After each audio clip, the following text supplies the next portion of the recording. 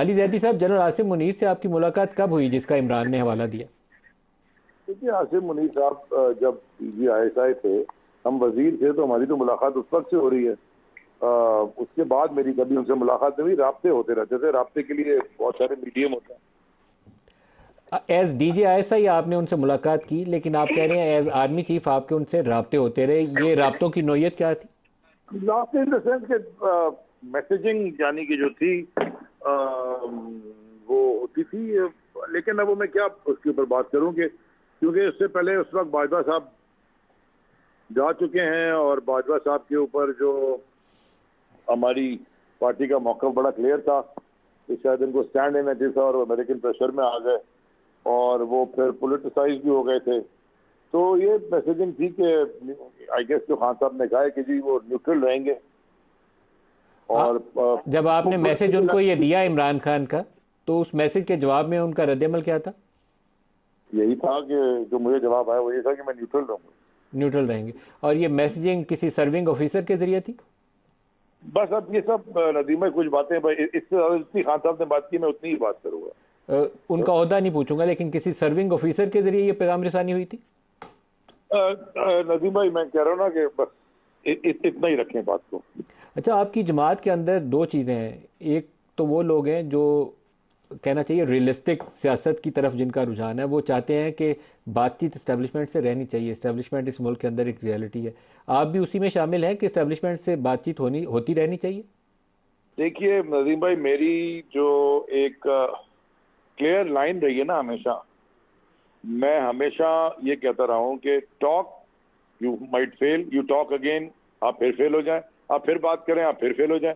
बात हमेशा करते ना जब तक कोई रास्ता ना निकले, अदरवाइज मुल्क का नुकसान हो जाता है। या आप किसी में भी चले जाए ना, यानी कि आप किसी दो दोस्तों में हो जाए या किसी भी बिटवीन टू पीपल या टू इंस्टीट्यूशंस, बात हमेशा होनी चाहिए। क्या अभी मैं भी हमेशा बात ये हो तो रही है? बात, अब मुझे पता नहीं नदीम भाई, अब तो मैं आपको पता है घर पे ही होता हूँ, ज्यादा मुझे नहीं पता कि क्योंकि बात हो रही इमरान है। खान की उस मीडिया टॉक के अंदर दो चीज़ें थी। एक तरफ वो बराह रास्त जनरल आसिम का नाम लेके कुछ इल्ज़ाम आयद कर रहे थे, लेकिन साथ ही वो कह रहे थे कि अगर जनरल बाजवा जिसने मेरी हुकूमत गिराई थी मैं उससे मिल सकता हूँ 2 दफ़ा, तो फिर मौजूदा से मिलने से या किसी और से मिलने से क्यों इतराज़ हो सकता है? एक्चुअली उन्होंने बड़ी ब्रॉड टर्म यूज़ की थी कि किसी और से भी मिलने से मुझे क्यों इतराज़ हो सकता है। इसका मतलब है he is willing to talk, but is there any contact at any level? मेरे ख्याल में खान साहब ने हमेशा अपना मौक़िफ़ बिल्कुल क्लियर रखा है, और वो हमेशा से बात करने को हर एक से तैयार थे। मुझे एक मैं आपको छोटा सा वाकया सुना दूं कि जब पहला दिन था as prime minister Imran Khan का, जो उन्होंने पहले दिन तकरीर करनी थी, तो मैं और फवाद चौधरी, ऊपर जो कमरा होता है स्पीकर साहब का ऊपर, वहां पे हमारी मुलाकात हुई थी। नून लीग के दो रहनुमा थे, मेरे ख्याल में तनवीर साहब थे, राना तनवीर, और मेरे ख्याल में पीपल्स पार्टी की तरफ से भी कोई था, और जमात इस्लामी की ये JUI वाले भी थे, सब थे। तो उसमें ये डिस्कस हुआ था प्लान कि हमने लड़ाई वड़ाई नहीं करनी। तो उधर हमने कहा गया कि खान साहब से ये कहिए कि अगर वो आके ये अनाउंस कर दें कि वो पार्लियामेंट्री कमेटी बना देंगे इलेक्शन को देखने की, और शहबाज शरीफ से हाथ मिला लेंगे, तो हम हंगामा हराई नहीं करेंगे। तो खान साहब ने कहा मैं मुझे इसमें क्या है, हाथ मिला के, अगर वो असेंबली में है और सामने आएंगे मैं उनसे हाथ भी मिला लूंगा, और वो कमेटी भी ना। तो बात करने को तो हमेशा तैयार थे। बातचीत तो बिल्कुल होनी चाहिए, हर एक से होनी चाहिए बातचीत। आप बातचीत नहीं करें मतलब व्हाट डू यू डू? अगर आप बात नहीं करें आप जंग कर दें, ऐसे तो नहीं होगा ना। बातचीत तो हर वक्त होनी चाहिए, लेकिन उसके एजेंडा तय होता है, और ये कानून अपना रास्ते रहता है, बातचीत अपनी जगह होती है। कुछ लोग आप आपके ऊपर इल्ज़ाम आयद करते हैं कि आप इस्टेब्लिशमेंट की नुमाइंदगी PTI में करते हैं, और आपने अपनी ट्वीट के अंदर कहा कि अगर आप बोले तो शायद उनके लिए छुपना मुश्किल हो जाएगा। क्या इशू क्या है इसके अंदर? क्या आपकी जमात के अंदर देखिए, दो ग्रुप हैं, एक लड़ाई चाहता है? मैं आपको एक बड़ी क्लियर बात बताऊं नजीम भाई, उस जमाने में भी बहुत सारे लोगों की बहुत सारी शिकायतें हुई थी, विदाउट टेकिंग मच नेम्स, और उन शिकायतों को दूर करने के लिए भी आ, आ, मैंने कोशिश की कि अगर वो शिकायतें हैं तो उनको उनमें क्लैरिटी लाई जाए। मैंने हर मुलाकात, कोई भी मुलाकात, मैंने जो लिखा है, मेरी कोई मुलाकात आज तक किसी से ऐसी एस्टैब्लिशमेंट के किसी बंदे से नहीं हुई जब जो कि खान साहब के इल्म में ना हो, और ऐसी कोई मुलाकात ना हुई हो और या उनको ब्रीफ ना किया हो। I have been very clear.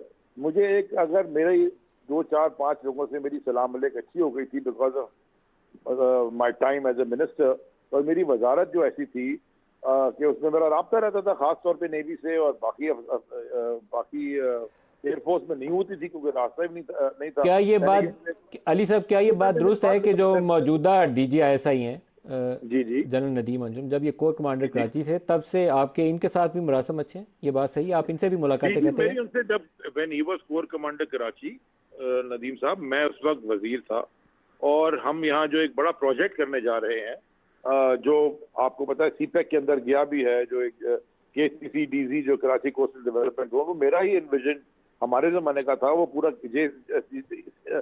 JCC में अप्रूव हुआ और CPEC का प्रोजेक्ट बना।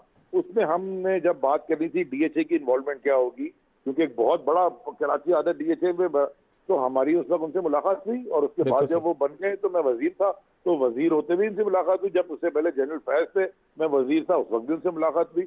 वजारत में तो होती थी, अब आपकी मेरी आपकी मुलाकात होती है, आप TV एंकर हैं, तो मैं अगर सियासत में अब नहीं हूँ तो उसके बाद भी कम से कम हमारी बातचीत तो होती रहती है ना, मुलाकात दुश्मनी तो नहीं है। देखे, जर्नलिस्ट तो किसी से भी मिल सकते हैं ना, जर्नलिस्ट तो ओसामा बिन लादेन से भी मिलने पे तैयार होता तो है, फिर लेकिन वजीर में मैं आप पाकिस्तान सियासी का ही लोगों से था। तो ये नहीं कहूंगा कि सारों से मिले जाके, लेकिन एक नहीं नदीम साहब, आखिरी आखिरी इसमें क्लियर क्लैरिटी ले लेना। हाँ, मैं पाकिस्तान का वजीर था, और वो पाकिस्तान के अफसरान हैं, पाकिस्तान की फौज के, तो मैं क्यों, अगर मैं वजीर अब नहीं हूं तो मेरी किसी से मुलाकात नहीं है, कोई यानी कि अब मेरा पास कोई पार्टी का होता नहीं है। इमरान खान के लिए या एस्टेब्लिशमेंट के लिए आपके क्लोजिंग रिमार्क्स, लास्ट क्वेश्चन। देखिए, मैं खान साहब के साथ मेरी 25 साल गुजर गए हैं, यानी कि मैं 31 साल की उम्र से और अब 56 साल का हो गया हूँ। मैंने तो उससे पहले कोई पॉलिटिक्स नहीं की, जो सीखा उन्हीं से सीखा, और एक बड़ी ऑ इंस्पायरिंग पर्सनालिटी उनकी है, मेरे लिए नहीं, दुनिया भर मेरे के लिए। और मेरी हम हर एक के लिए राय ये है कि बातचीत का दरवाजा हमेशा खुला होना चाहिए, और खान साहब भी ये कह रहे हैं, जब तक आप बात नहीं करेंगे मिसअंडरस्टैंडिंग्स होती हैं, लैक ऑफ कम्युनिकेशन होता है, लोग अपने अपने मौक़िफ़ के लिए, अपने आप को इम्पोर्टेंट बनाने के लिए दोनों तरफ से गलत इन्फॉर्मेशन देते हैं। मुझे पता है कि बहुत सारी इन्फॉर्मेशन खान साहब को जो मिलती थी, मुझे पता होता था, और खान साहब को भी पता होता था कि बात कुछ और है और वो इन्फॉर्मेशन कुछ और आती है, और अक्सर हम बात भी करते थे कि मुझे और दौर के वहां भी ऐसा होता होगा। ये पैलेस इंट्रीग कहला लें या गेम ऑफ थ्रोन्स कह लें या जो मर्जी आप कह लें, मेरी नजर में एक पार्टी जिसको 80% पाकिस्तान के लोगों ने वोट दिया है, अच्छा लगे कि बुरा लगे, उससे अगर कोई बात ना करना चाहे, कोई भी इदारा, मेरे ख्याल में वो एक I think we are going to damage the country.